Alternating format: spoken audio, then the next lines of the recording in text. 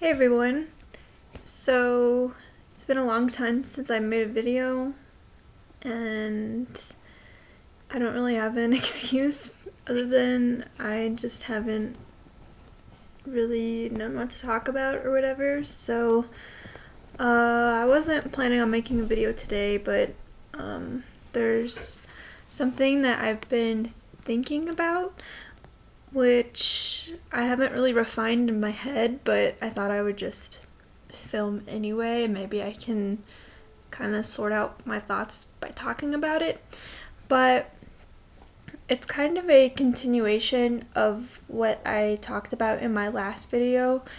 like a drawback to personality labels. And in that video, I basically said that the problem that I have when it comes to like meeting and relating to new people is that I define myself in a way that isn't mainstream, so people can't really understand me as deeply as I want to be understood when I feel like I can understand them very well initially. I mean, that might have something to do with me just being an INFJ and being intuitive and being able to read people and stuff, but I've been thinking recently, like, like what would have happened if I didn't tumble down this rabbit hole of Enneagram and MBTI? Like, I think, I think that I became so fascinated with it because I felt validated and understood by something, and like my whole life I've always wanted to feel like something externally has really resonated with me. It's like I kind of wanted something in the world to define me because I didn't feel like the things that most people were defined by like really resonated with me. So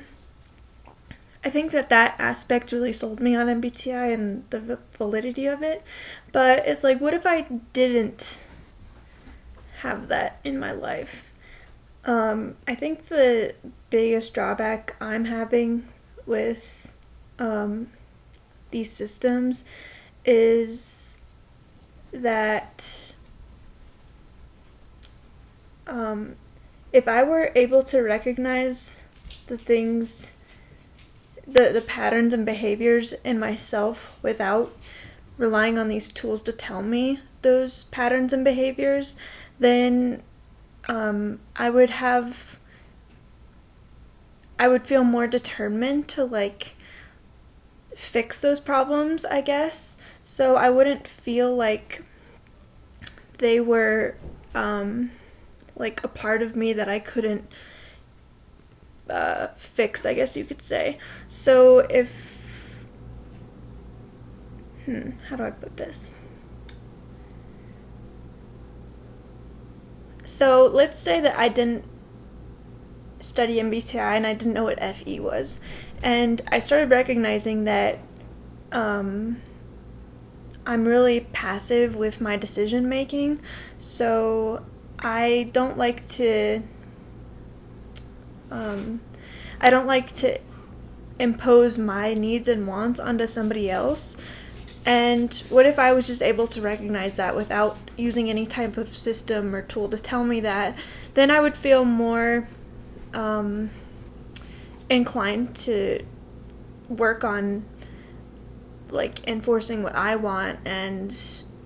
not feeling guilty or bad about it. But because I've come to understand that that's just a part of my nature, I feel less inclined to change that. And I think that that's probably the biggest drawback to MBTI, is that we can rely on this tool so much to tell us what we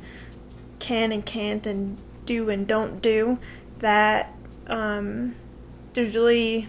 we really don't challenge ourselves to think differently and to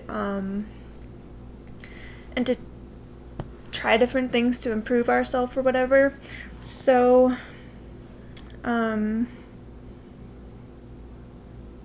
Yeah, so I think that right now, like, I don't know, it's like almost like MBTI is kind of hindering me in Enneagram, um, because I'm so,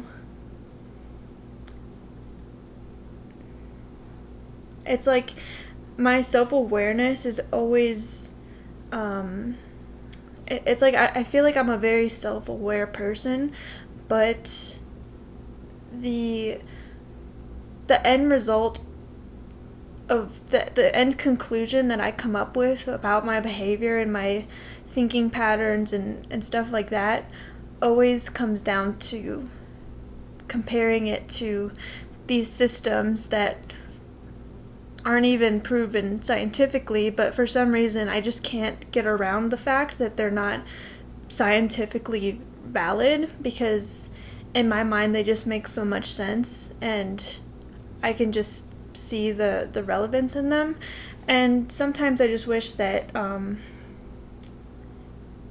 it's like, what if you have like a mental illness or something, you know? It's like, what if you're like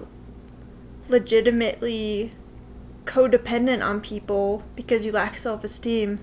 and there's like something that's not right chemically in your mind, but you're sitting there telling yourself, oh, I'm a type 2, this is just how I interact with the world, this is how I, you know, this is what I need to stay sane. And it's like, what if, like with a type 4, it's like, what if you're like legit depressed and you need help and stuff like that, but you keep going back to like, oh, I'm just a type 4, I